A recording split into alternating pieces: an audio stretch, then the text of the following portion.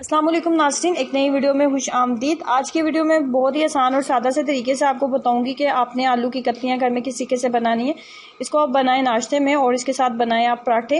ये खाने में बहुत ही मज़े की लगती हैं। कैसे बनाएंगे, इसको बनाने के लिए लिया है मैंने 2 खाने के चम्मच कुकिंग ऑयल और उसके अंदर 1 चाय वाला चम्मच उसके अंदर ऐड कर दिया था सफ़ेद ज़ीरा। सफ़ेद ज़ीरा ऐड करने के बाद 1 चाय वाला चम्मच ही 1 टीस्पून ही हम इसके अंदर लहसुन और अदरक का पेस्ट ऐड करेंगे और इसको 2 से 3 मिनट अच्छे तरीके से भून लेंगे।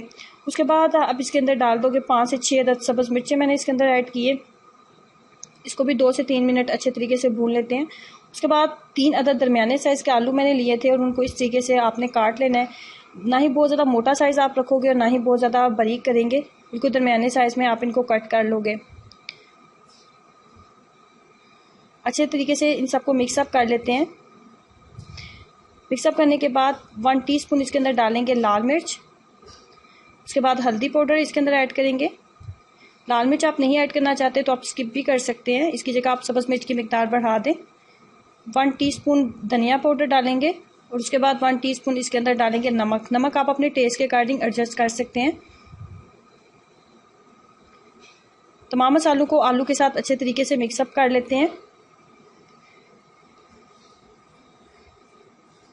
उसके बाद चाहिए हमें 2 अदद दरमियाने साइज़ के टमाटर को कर लेंगे, बहुत ही बारीक कट कर लेंगे और उसके बाद टमाटर भी इसके अंदर ऐड कर देंगे।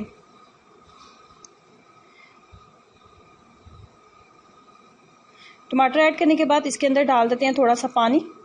बहुत ज़्यादा मिकदार में आपने नहीं डालना, हाफ कप के करीब जो पानी है वो काफ़ी होगा।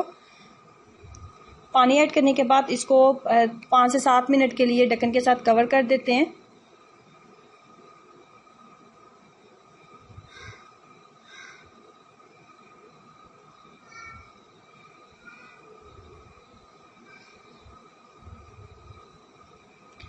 पाँच से 7 मिनट कवर करेंगे कि आलू जो है थोड़ा नरम हो जाए।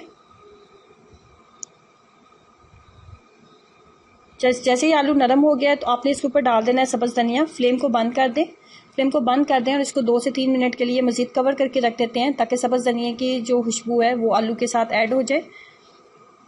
इस तरीके से मज़ेदार आलू की कतली आप घर में तैयार कर सकते हो। ये खाने में बहुत ही टेस्टी लगती हैं। अगर नाश्ते में आप इसको बनाते हो और इसके साथ आप बनाते हो मज़ेदार सा पराठा, तो ये खाने में बहुत ही मज़ेदार लगती है पराठे के साथ। सो ट्राई कीजिएगा, अपना एक्सपीरियंस मेरे साथ ज़रूर शेयर करें। वीडियो अच्छी लगी है तो लाइक करना और चैनल को सब्सक्राइब करना मत भूलें। अल्लाह हाफिज़।